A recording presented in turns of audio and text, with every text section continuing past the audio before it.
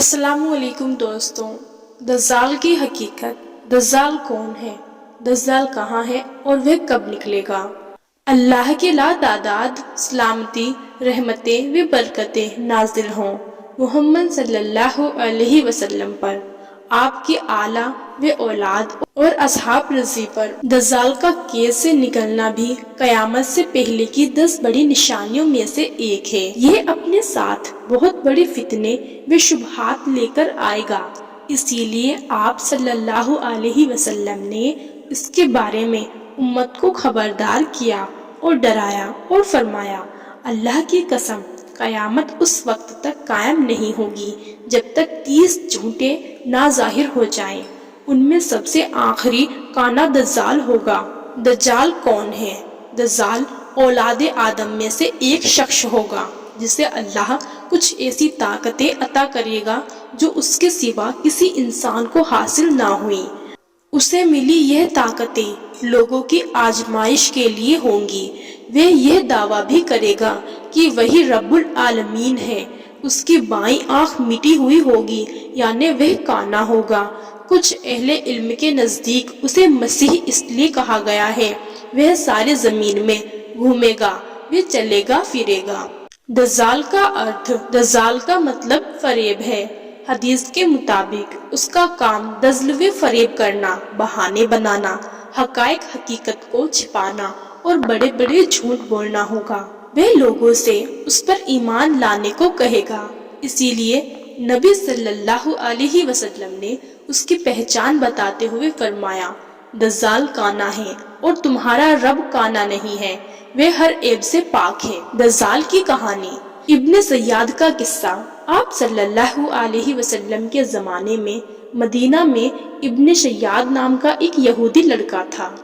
آپ صلی اللہ علیہ وسلم کو اس کے دجال ہونے کے بارے میں شک تھا، اس لیے ایک دفعہ آپ صلی اللہ علیہ وسلم نے اس سے فرمایا، کیا تو ہی گواہی دیتا ہے کہ میں محمد اللہ کا رسول ہوں؟ وہ آپ کی طرف دیکھ کر بولا، میں گواہی دیتا ہوں کہ آپ امیین ان پڑھ لوگوں کی طرح رسول بنا کر بھیجے گئے ہیں۔ پھر اس نے کہا کہ کیا آپ صلی اللہ علیہ وسلم گواہی دیتے ہیں کہ میں اللہ کا رسول ہوں؟ آپ صلی اللہ علیہ وسلم نے اس کی رسالت کا انکار کیا اور فرمایا، میں اللہ پر اور اس کے رسولوں پر ایمان لاتا ہوں۔ پھر آپ نے ابن سیاد سے پوچھا کہ تجھے کیا نظر آتا ہے؟ اس نے بتایا کہ میرے پاس سچا اور جھوٹا آتا ہے۔ تب آپ صلی اللہ علیہ وسلم نے اسے فرمایا، میں نے تیرے لیے دل میں ایک چیز چھپا رکھی ہے۔ ابن سیاد نے دخان کہنے کی بھرپور کوشش کی، لیکن یہ لفظ ادا کرنے کی اسے توفیق نہ ملی، وہ صرف دکھ ہی دکھ کہہ سکا۔ آپ صلی اللہ علیہ وسلم نے فرمایا، پھٹکار ہے تجھ پر، تو اپنی حیثیت سے آگے نہ بڑھ سکا۔ حضرت عمر رضی نے عرض کیا کہ مجھے اجازت دیجیے کہ میں اس کی گردن اڑا دوں۔ آپ صلی اللہ علیہ وسلم نے فرمایا، اسے چھوڑ دو، اگر یہی دجال ہے تو تم اسے نہیں مار سکو گے، اور اگر یہ دجال نہیں ہے تو اسے قتل کرنے سے کوئی فائدہ نہیں ہے۔ ابن سیاد کا دجال کا پتہ بتانا۔ ابو سعید خدری رضی کا بیان ہے کہ ایک سفر میں جب ابن سیاد ان کے ساتھ تھا، اس نے کہا، ابو سعید، لوگ میرے بارے میں جو باتیں کرتے ہیں اس پر میرا دل چاہتا ہے کہ کسی پیڑ سے رسی لٹکا کر خود کو پھانسی دے لوں۔ ہو سکتا ہے کہ دجال کے بارے میں آپ صلی اللہ علیہ وسلم کی حدیث کا علم کسی اور کو نہ ہو، مگر تم انصار سے چھپی نہیں۔ کیا اللہ کے رسول نے یہ نہیں فرمایا تھا کہ دجال بانجھ ہوگا، اس کے کوئی اولاد نہ ہوگی، جبکہ میں اولاد والا ہوں اور میری اولاد مدینہ میں موجود ہے۔ دجال مکہ و مدینہ میں داخل نہ ہو سکے گا، جبکہ میں مدینہ سے آ رہا ہوں اور مکہ جا رہا ہوں۔ ابو سعید رضی کہتے ہیں کہ میں اسے معذور ماننے ہی والا تھا کہ وہ پھر بولا، اللہ کی قسم میں اچھی طرح جانتا ہوں کہ دجال کہاں پیدا ہوا اور اس وقت وہ کہاں ہے، یعنی دجال پیدا ہو چکا ہے۔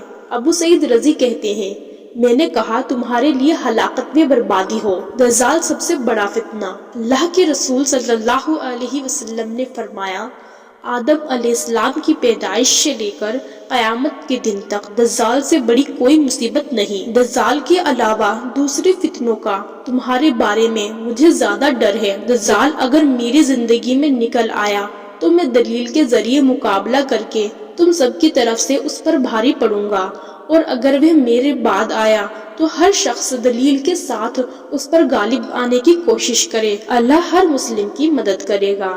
میں تم کو اس سے ڈرا رہا ہوں۔ ہر نبی نے اپنی قوم کو اس سے ڈرایا ہے، لیکن میں تمہیں ایک ایسی بات بتاتا ہوں جو کسی نبی نے اپنی قوم کو نہیں بتلائی۔ وہ یہ ہے کہ دجال ایک آنکھ سے کانا ہوگا، اور اللہ تعالیٰ ایسا نہیں ہے۔ خروج دجال سے پہلے ہونے والے واقعات۔ بیت المقدس کے آباد ہونے سے مدینہ کی بربادی شروع ہو جائے گی۔ مدینہ برباد ہوا تو قسطنطنیہ فتح ہو جائے گا، اور اس کے فتح ہونے کے بعد جلدی ہی دجال نکل آئے گا۔ تم عیسائیوں کے ساتھ صلح کر لو گے، پھر ایک جنگ کے بعد رومی تم سے غداری کریں گے، مگر تمہیں جیت حاصل ہوگی، مال غنیمت ملے گا اور تم نقصان سے بچے رہو گے۔ خروج دجال سے پہلے کے 3 سال بہت سختی بھرے ہوں گے۔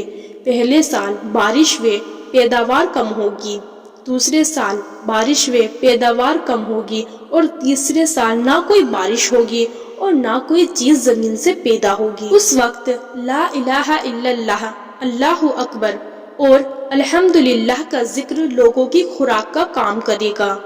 دجال اس وقت تک نہیں نکلے گا جب تک کہ لوگ اس کے ذکر سے غافل نہ ہو جائیں، یہاں تک کہ خطیب منبر سے اس کا ذکر کرنا تک چھوڑ دیں گے۔ عربوں کی تعداد کافی کم ہو جائے گی، لوگ دجال کے ڈر سے پہاڑوں میں جا چھپیں گے۔ خوشحالی کا فتنہ ایک ایسے شخص کے ذریعے اٹھے گا جو خود کو میرے اہل بیت سے بتائے گا، حالانکہ اس کا مجھ سے کوئی تعلق نہ ہوگا۔ پھر لوگ ایک ایسے شخص کو اپنا حاکم بنا لیں گے جو اس لائق بالکل نہ ہوگا۔ اس کے بعد فتنوں کا دور شروع ہو جائے گا۔ آدمی صبح کو مومن ہوگا اور شام کو کافر ہو جائے گا۔ ایسے میں جلدی ہی دجال ظاہر ہو جائے گا۔ خروج دجال کے وقت مدینہ بہترین زمین ہوگی۔ اس کے ہر سوراخ پر فرشتہ تعینات ہوگا جو دجال کو مدینہ میں داخل ہونے سے روکے گا۔ ایسے وقت مدینہ میں 3 زلزلے آئیں گے، اور کوئی منافق خواہ مرد ہو یا عورت ایسا نہ ہوگا جو مدینہ سے نکل کر دجال سے جا نہ ملے۔ ان میں سے زیادہ تر عورتیں ہوں گی۔ یہ وہ دن ہوگا جب مدینہ اپنے میل کچیل کو اس طرح نکال دے گا جیسے لوہار کی بھٹی لوہے کے میل کچیل کو دور کر دیتی ہے۔ دجال کے ساتھ 70,000 یہودی ہوں گے، جن میں سے ہر ایک نے ہرے رنگ کی ریشمی چادر، تاج و زیورات سے سجی تلوار پہن رکھی ہوگی۔ دجال کیسا دکھتا ہے؟ وہ چھوٹے قد، مضبوط جسم اور بڑے سر والا ہوگا۔ اس کی دونوں آنکھیں ایبدار ہوں گی، دائیں آنکھ انگور کی طرح پھولی ہوئی ہوگی اور بائیں آنکھ پر چمڑا آیا ہوا ہوگا۔ بال گھنے ہوئے گھنگرالے ہوں گے، سفید رنگت والا ہوگا، اور اس کی دونوں آنکھوں کے بیچ کافر لکھا ہوگا۔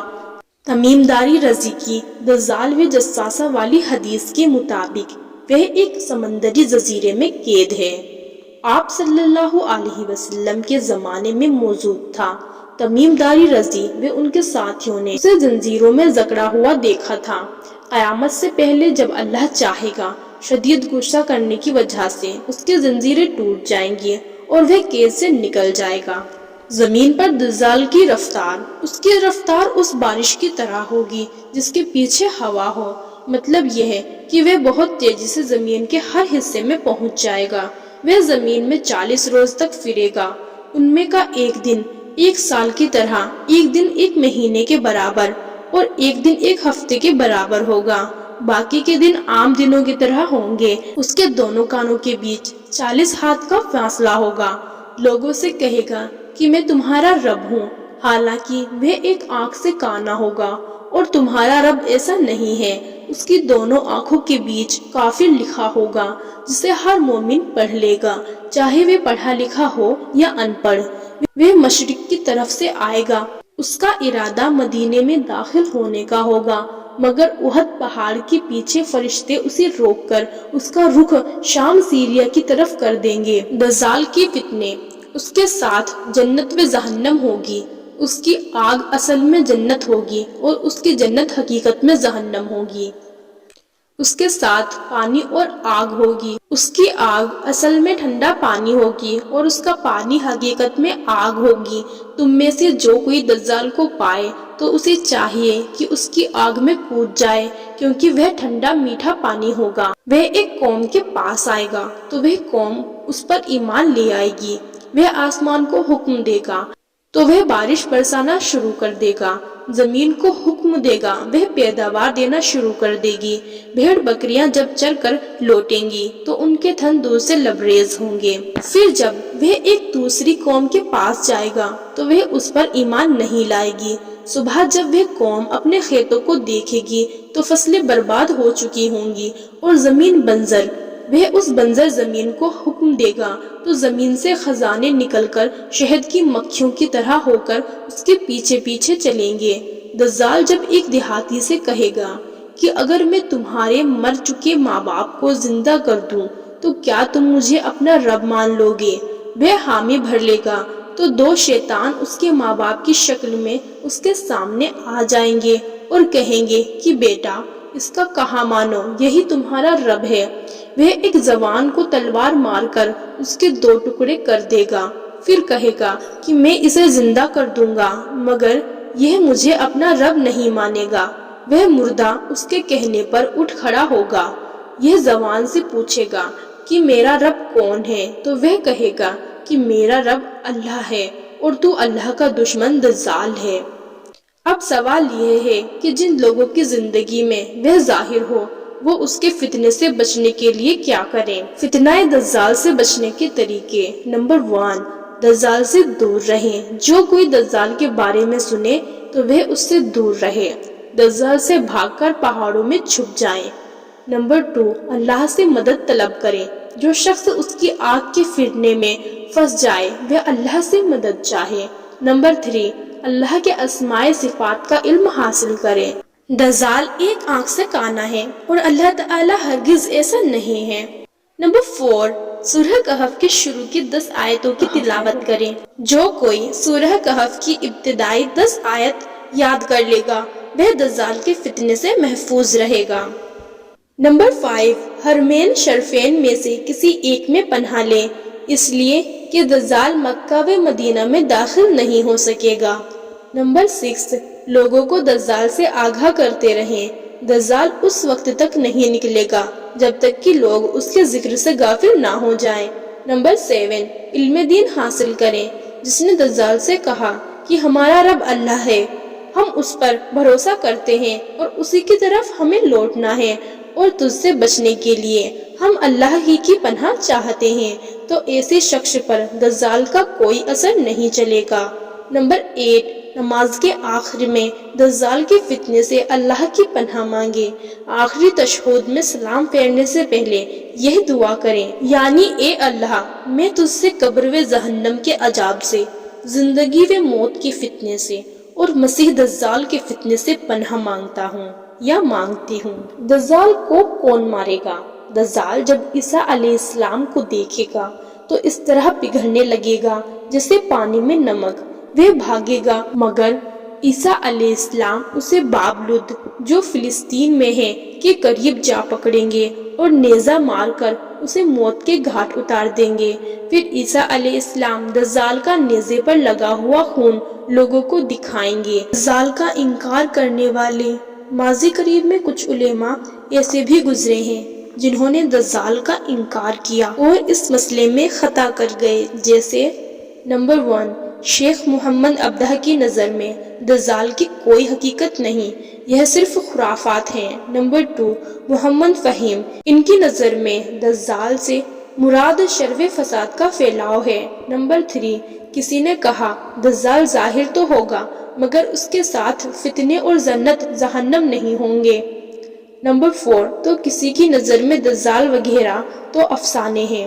ان میں سے اکثر کا کہنا ہے کہ دجال کا ذکر قرآن میں نہیں ہے، حالانکہ ارشاد باری ہے، جس روز تمہارے رب کی کچھ نشانیاں آ جائیں گی تو جو شخص پہلے سے ایمان والا نہ ہوگا اس وقت اس کا ایمان لانا کچھ فائدہ نہ دے گا۔ انعام آیت 158 میں دجال کا ذکر ہے، جس کی وضاحت اس حدیث سے ہوتی ہے، جب 3 چیزیں ظاہر ہو جائیں گی تو کسی ایسے شخص کا ایمان لانا اسے فائدہ نہ دے گا جو پہلے سے مومن نہیں ہوگا۔ نمبر 1، خروج دجال۔ نمبر 2، خروج دابہ، زمین سے ایک بڑے جانور کا نکلنا۔ اور نمبر 3، سورج کا مغرب سے طلوع ہونا۔ آخر میں یہ جان لیں کہ شرک خفی دجال سے زیادہ خطرناک ہے، ساتھ ہی گمراہ پیشوا علماء دجال کے فتنے سے زیادہ خوفناک ہے۔ حضرت عمر رضی نے فرمایا تھا، خبردار، تمہارے بعد کچھ ایسے لوگ آنے والے ہیں جو رجم، سنگسار دجال، شفاعت اور عذاب قبر کا انکار کریں گے۔ وہ اس بات کا بھی انکار کریں گے کہ اللہ ایک قوم کو جہنم سے نکال کر جنت میں داخل کرے گا، حالانکہ وہ جل کر کوئلہ ہو چکے ہوں گے۔ فتنوں والی احادیث کو جان کر ہم نا امید نہ ہوں، بلکہ اپنے ایمان میں پختگی لائیں اور ثابت قدم رہیں۔ اللہ سے دعا ہے کہ وہ ہمیں فتنہ دجال سے محفوظ رکھے، ہماری خطاؤں سے درگزر فرمائے اور ہمیں اپنے دین کی سیدھی راہ پر چلائے۔ آمین۔